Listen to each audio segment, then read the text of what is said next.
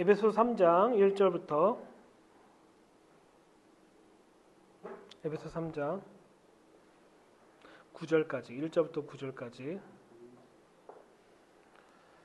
3장 1절부터 9절까지 우리 교독하겠습니다.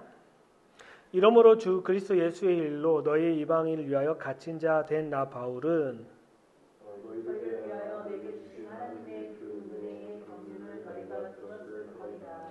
곧 계시로 내게 비밀을 알게 하신 것은 내가 이미 대강 기록한 것 같으니 이것을 읽으면 내가 그리스도의 비밀을 알았을 것을 너희가 알 수 있으리라. 이제 그의 거룩한 사도들과 선지자들에게 성령으로 나타내신 것이 같이 다른 세대에서는 사람의 아들들에게 알게 하지 아니하셨으니 이는 이방인들이 복음으로 말미암아 그리스도 예수 안에서 함께 상속자가 되고 함께 지체가 되고 함께 약속에 참여하는 자가 되리라. 이 복음을 위하여 그의 능력에 역사하시는 대로 내게 주신 하나님의 은혜의 선물에 따라 내가 일꾼이 되었노라. 모든 성도 중에 지극히 작은 자보다 더 작은 자에게 이 은혜를 주신 것은 측량할 수 없는 그리스도의 풍성함을 이방인에게 전하게 하시고. 같이 읽겠습니다. 영원부터 만물을 창조하신 하나님의 속에 감춰진 비밀의 경륜에 얻어. 어떠한 것을 드러나게 하셨습니다. 아멘. 오늘 말씀은 이방인들에게 얘기하는 말씀이에요. 실은 우리에게 얘기하는 거예요. 성경에서 얘기하고 있는 이방인은 포이고널가 아니라 젠타일이에요. 젠타일. 그러니까 주이시 젠타일, 이스라엘리 젠타일. 이스라엘 사람과 이방인. 그래서 사도 바울은 1절을 통해서 뭐라고 얘기하냐면 이러므로 그리스도 예수의 일로 너희 이방인을 위하여 갇힌 자 된 나 바울이라고 얘기하는 거예요. 그러니까 사도 바울은 실은 가말리아 문화생에서도 탑이었고 근본적으로 보면 정말 로마 시민권자를 가지고 있었고 베냐민 지파였고 유대인 중에 유대인이라고 얘기했기 때문에 상당한 출신 성분이 상당히 높다라는 걸 알고 있었죠. 그러면 사도 바울은 자신의 가지고 있는 걸 가지고 누구한테 전하면 더 파워풀한 거냐면은 누구한테? 유대인에게 전하면은 더 설득력이 있는데도 불구하고 하나님은 사도 바울을 유대인에게 복음을 전하는 자가 아니라 누구한테? 이방인에게 전하는 자였다는 거예요. 근데 왜 이것이 되게 중요하냐면은 2절에 보면 너희를 위하여 내게 주신 하나님의 그 은혜의 경륜을 너희가 들었을 터이다. 곧 계시로 내게 비밀을 알게 하신 것은 내가 이미 대강 기록했다라고 얘기하는 거예요. 그러니까 사도 바울은 이미 많은 기록을 통해서 사람들에게 그리스도의 비밀에 관한 것을 계속 얘기하고 있는데 4절에 보면 이것을 읽으면 그리스도의 비밀을 내가 깨달은 것을 너희가 알 수 있다라고 얘기하는 거죠.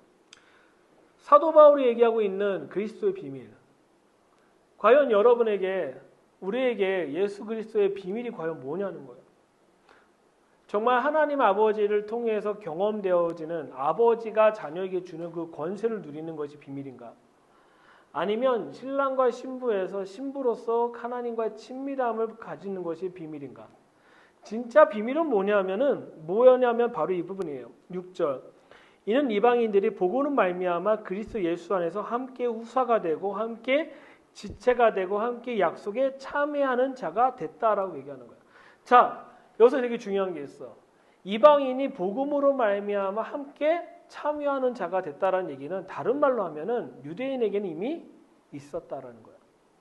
이스라엘에게 이 복음이 있었는데 이스라엘이 이 복음을 전혀 알지 못했다라는 거예요. 그게 누구냐면 바로 예수님에 관한 얘기를 하고 있다라는 거죠. 그러면 복음이 과연 뭘까? 복음. 하나야. 복음이 뭘까?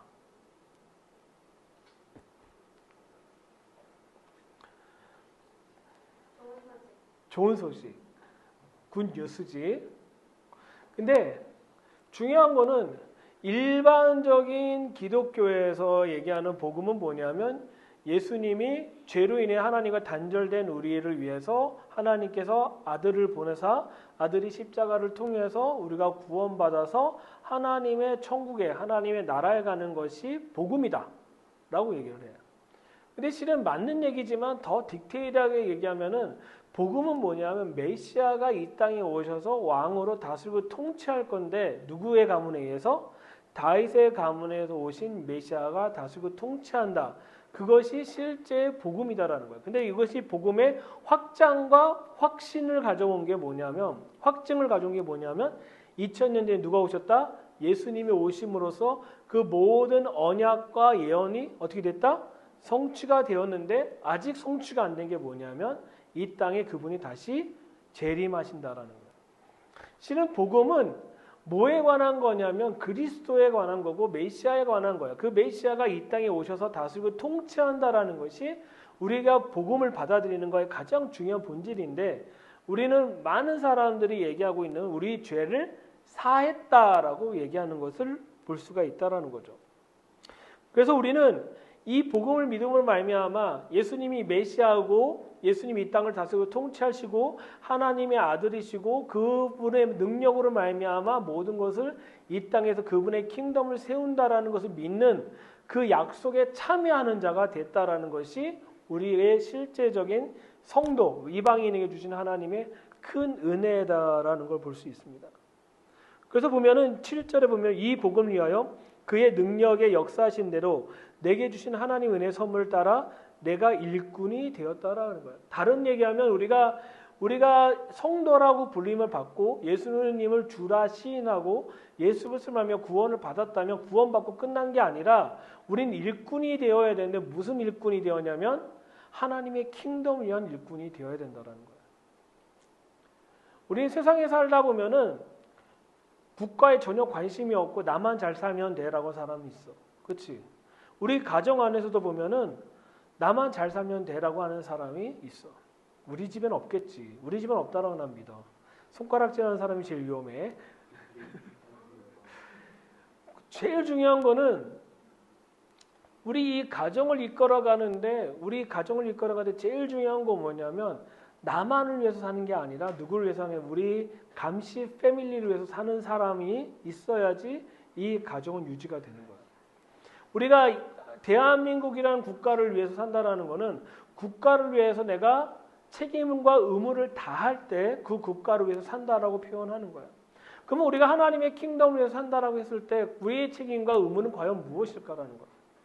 왜 내가 여러분에게 성경을 읽으라고 하는 이유가 뭐냐면 우리가 그 의무를 알기 위해서는, 하나님의 진정한 뜻을 알기 위해서는 반드시 누구의 뜻을 알아야 되냐면 성경을 통해서 하나님의 뜻을 알아야 되는데 하나님의 뜻에 대해서 전혀 관심이 없을 수 있다라는 거죠. 그래서 하나님은 여러분을 부르기 원하시고 여러분이 하나님의 일꾼이 되기 원하시고 하나님의 뜻대로 사는 자로 하나님께서 여러분을 부르셨다라는 거예요. 우리가 대학교 가는 거, 중학교 가는 거, 고등학교 가는 거 다 누구를 위해서야? 하나님의 영광을 위해서라는 거야. 근데 하나님의 영광을 위해서라고 하지만 그 안에 어떤 속성이 있냐면 내가 잘하는 걸 통해서 하나님께서 영광 받으시는 거야. 중요한 거는 돈을 벌고 성공과 실패를 얘기하는 거가 아니라 내가 잘하는 걸 통해서 하나님은 영광을 받으신다라는 거야. 그래서 우리가 각각의 섬기는, 우리 보면 베이스 기타 잘하는 사람, 우리 집에서 카오노로 탁월한 사람, 우리 집에서 피아노를 잘 치는 사람, 그렇죠? 이 잘하는 것을 통해서 하나님께서 영광을 받고 계신다라는 걸 볼 수가 있어요. 그래서 8절에 보면은 모든 성도들 중에 지극히 작은 자보다 더 작은 나에게 이 은혜를 주신 것은 측량할 수 없는 그리스도의 풍성함을 이방인에게 정한다라고 얘기하는 거예요. 근데 바울은 자기가 스스로 작은 자라고 얘기하는 거야. 우리 여기 있는 모든 사람이 다 작은 자라고 생각했을 때 어떻게 하냐면 서로를 배려하고 서로를 맞추는 거야. 자, 우리가 예배하는 가운데 음악 예배를 하고 있는데 찬양하는 가운데 내가 너무 탁월해. 아빠가 내가 탁월하게 너무 기타를 잘 쳐. 예를 들어서 그러면 딴 사람 들을 때 아빠는 느낌이 어떨 것 같아? 아이 저 초보들 데리고 어떻게라고 한 게 아닌데, 중요한 거는 사도 바울은 이방인들에게 뭐라고 얘기해? 내가 지극히 작은 자라고 해. 너희보다 더 작은 자다라고 얘기하는 거야. 무슨 얘기냐면 하나님의 부르심 앞에서는 그 주신 선물과 부르심의 은사는 다 똑같다라는 거야. 거기에는 어떤 것도 값어치를 매겨줄 수 없다라는 거야. 우리 하나가 예배할 때마다 깃발 워십 할 때는 되게 멋있었고 그 예배를 통해서 더 깊어졌는데 우리 가만하께서는 가만히 계시니까 하나님이 주신 은혜를 싹히고 있는 거예요. 우리 하이미는 그 목소리로 계속 예배할 때 아름다운 목소리를 통해서 정말 샤우팅하는 찬양을 통해서 하나님께 경배했는데 그게 없어진 거야. 왜 그랬을까? 이거는 못해서가 아니라 미안한 얘기지만 교만해진 거야. 우리가 무엇인가 하나님을 섬기지 않는다라는 것은 내가 교만해지고 내가 나를 스스로 판단하고 있기 때문에 그런 거예요. 그래서 9절에 보면은 영원부터 만물을 창조하신 하나님께 속해 감추어진 비밀의 경륜이 어떠한 것을 드러나게 하려 하심이다라고 얘기하는 거예요. 그래서 하나님께서 이러한 지체들을 통해서 그분의 경륜을 통해 우리를 통해서 그분의 영원하심을 드러내기 원하신다라는 것이 하나님이 정말 원하는 거죠. 시온이의 삶을 통해 하나님의 영원한 비밀과 계시가 시온이의 삶을 통해서 하나님의 영광이 어떻게 된다? 드러난다라는 거예요. 찬양이가 매주 금요일마다 시험 보러 가는데 시험이 아니라 그 시험을 통해서 하나님의 영원한 비밀들이 어떻게 된다? 드러난다. 성공과 실패가 아니라 찬양이의 성실함을 통해 하나님의 영광 받으시는 거죠. 우리가 이 높은 지원에서 사람이 없어 보이지만 우리는 정말 강력한 예배자인 거야. 예배 가족인 거야. 왜 그러냐면 다 있어. 모든 섹션이 다 있어. 심지어 예배를 드릴 때 말씀을 듣는 자도 있고 찬양하는 자도 있고 떠드는 자도 있어. 하나님께서 이것 모든 것을 통해서 당신의 영광을 드러내시고 나타내신다고 믿습니다. 우리 전삶 가운데 계속적으로 하나님께 예배하고 나아가는 시간이 되었으면 좋겠고 우리가 내가 왜 아빠라고 얘기하냐면 여러분에게 부탁하는 건 뭐냐면 아빠가 하나님을 사랑한 만큼 더 사랑했으면 좋겠다. 아빠가 하나님에게 드려지는 것보다 더 하나님께 여러분이 드려줬으면 좋겠다. 하나님은 신념이 아니라 하나님은 상상 속에 계신 분이 아니라 실제적으로 내 안에 계신 분. 우리가 그 하나님을 경험하는 그런 놀라운 일이 있어서 좋겠습니다. 지난주에 이재성이라는 미국에서 오신 분이 국가대표분 카타르에서 초대해서 국가대표로서 카타르에서 거기 있는 태권도를 가르쳐 주신 분인데 사범님 계셨는데 만났는데 그분이 뭘 얘기하냐면 카타르에서 거의 죽을 것 같이 힘들었대. 왜냐하면 하나님을 모르겠다.